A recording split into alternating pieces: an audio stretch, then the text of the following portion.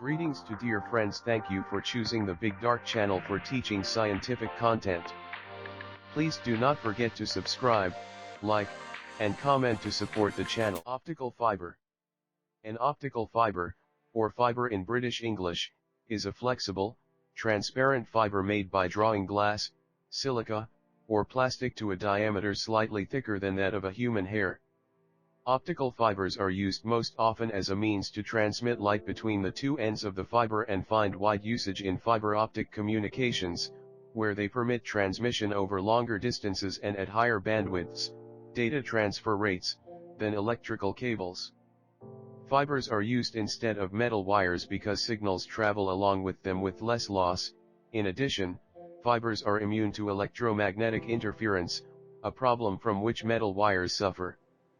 Fibers are also used for illumination and imaging and are often wrapped in bundles so they may be used to carry light into, or images out of confined spaces, as in the case of a fiberscope. Specially designed fibers are also used for a variety of other applications, some of them being fiber optic sensors and fiber lasers.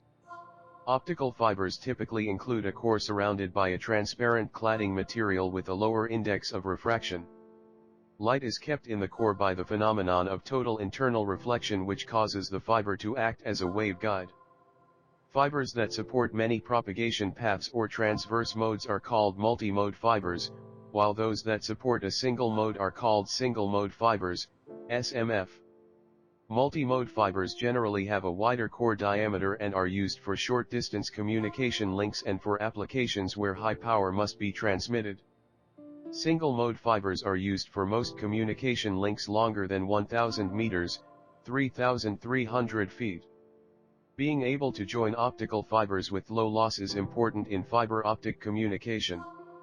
This is more complex than joining electrical wire or cable and involves careful cleaving of the fibers, precise alignment of the fiber cores, and the coupling of these aligned cores. For applications that demand a permanent connection, a fusion splice is common. In this technique, an electric arc is used to melt the ends of the fibers together. Another common technique is a mechanical splice, where the ends of the fibers are held in contact by mechanical force. Temporary or semi-permanent connections are made by means of specialized optical fiber connectors. The field of applied science and engineering concerned with the design and application of optical fibers is known as fiber optics. The term was coined by Indian-American physicist Narinder Singh Kapani, who is widely acknowledged as the father of fiber optics. History. Guiding light by refraction, the principle that makes fiber optics possible was first demonstrated by Daniel Colladon and Jacques Babinet in Paris in the early 1840s. John Tyndall included a demonstration of it in his public lectures in London, 12 years later. Tyndall also wrote about the property of total internal reflection in an introductory book about the nature of light in 1870. In the late 19th and early 20th centuries, the light was guided through bent glass rods to illuminate body cavities. Practical applications such as close internal illumination during dentistry appeared early in the 20th century. Image transmission through tubes was demonstrated independently by radio experimenter Clarence Hansell and the television pioneer John Logie Baird in the 1920s. In the 1930s, Heinrich Lamb showed that one could transmit images through a bundle of unclad optical fibers and used it for internal medical examinations, but his work was largely forgotten. In 1953, Dutch scientist Bram van Heel NL first demonstrated image transmission through bundles of optical fibers with a transparent cladding. That same year, Harold Hopkins and Narinder Singh Kapani at Imperial College in London succeeded in making image transmitting bundles with over 10,000 fibers and subsequently achieved image transmission through a 75 cm long bundle that combined several thousand fibers. Communication. Optical fiber is used as a medium for telecommunication and computer networking because it is flexible and can be bundled as cables. It is especially advantageous for long-distance communications because infrared light propagates through the fiber with much lower attenuation compared to electricity in electrical cables. This allows long distances to be spanned with few repeaters. 10 or 40 bit/s is typical in deployed systems. Through the use of wavelength division multiplexing, WDM, each fiber can carry many independent channels, each using a different wavelength of light. The net data rate without overhead bytes, per fiber is the per-channel data rate reduced by the FEC overhead, multiplied by the number of channels, usually up to 80 in commercial dense WDM systems as of 2008. Extrinsic fiber optic sensors use an optical fiber cable, normally a multi-mode one, to transmit modulated light from either a non-fiber optical sensor or an electronic sensor connected to an optical transmitter. A major benefit of extrinsic sensors is their ability to reach otherwise inaccessible places. An example is the measurement of temperature inside jet engines by using a fiber to transmit radiation into a pyrometer outside the engine. Extrinsic sensors can be used in the same way to measure the internal temperature of electrical transformers, where the extreme electromagnetic fields present make other measurement techniques impossible. Extrinsic sensors measure vibration, rotation, displacement, velocity, acceleration, torque, and torsion. Power transmission. Optical fiber can be used to transmit power using a photovoltaic cell to convert light into electricity. While this method of power transmission is not as efficient as conventional ones, it is especially useful in situations where it is desirable not to have a metallic conductor, as in the case of use near MRI machines, which produce strong magnetic fields. Other examples are for powering electronics in high-powered antenna elements and measurement devices used in high-voltage transmission equipment. Principle of operation. An optical fiber is a cylindrical dielectric waveguide, non-conducting waveguide, that transmits light along its axis through the process of total internal reflection. The fiber consists of a core surrounded by a cladding layer, both of which are made of dielectric materials. To confine the optical signal in the core, the refractive index of the core must be greater than that of the cladding.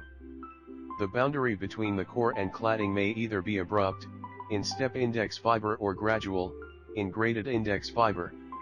Light can be fed into optical fibers using lasers or LEDs. Fiber is immune to electrical interference. There is no crosstalk between signals in different cables and no pickup of environmental noise. Information traveling inside the optical fiber is even immune to electromagnetic pulses generated by nuclear devices. Fiber cables do not conduct electricity, which makes fiber useful for protecting communications equipment in high-voltage environments such as power generation facilities or applications prone to lightning strikes. The electrical isolation also prevents problems with ground loops. Because there is no electricity in optical cables that could potentially generate sparks, they can be used in environments where explosive fumes are present. Wire tapping, in this case, fiber tapping, is more difficult compared to electrical connections. Fiber cables are not targeted for metal theft. In contrast, copper cable systems use large amounts of copper and have been targeted since the 2000s commodities boom. Special purpose fiber. Some special-purpose optical fiber is constructed with a non-cylindrical core and or cladding layer, usually with an elliptical or rectangular cross-section. These include polarization-maintaining fiber and fiber designed to suppress whispering gallery mode propagation. Polarization-maintaining fiber is a unique type of fiber that is commonly used in fiber-optic sensors due to its ability to maintain the polarization of the light inserted into it. Photonic crystal fiber is made with a regular pattern of index variation, often in the form of cylindrical holes that run along the length of the fiber. Such fiber uses diffraction effects instead of or in addition to total internal reflection, to confine light to the fiber's core. The properties of the fiber can be tailored to a wide variety of applications. Cable construction. In practical fibers, the cladding is usually coated with a tough resin coating and an additional buffer layer, which may be further surrounded by a jacket layer, usually plastic. These layers add strength to the fiber but do not contribute to its optical waveguide properties. Rigid fiber assemblies sometimes put light-absorbing, dark, glass between the fibers, to prevent light that leaks out of one fiber from entering another. This reduces cross-talk between the fibers or reduces flare in fiber bundle imaging applications. Modern cables come in a wide variety of sheathings and armor, designed for applications such as direct burial in trenches, high voltage isolation, dual use as power lines, installation in conduit, lashing to aerial telephone poles, submarine installation, and insertion in paved streets. Multi-fiber cable usually uses colored coatings and slash or buffers too. Thank you for being with us until the end of the program. Be sure to mention your opinions about the educational video in the comments section.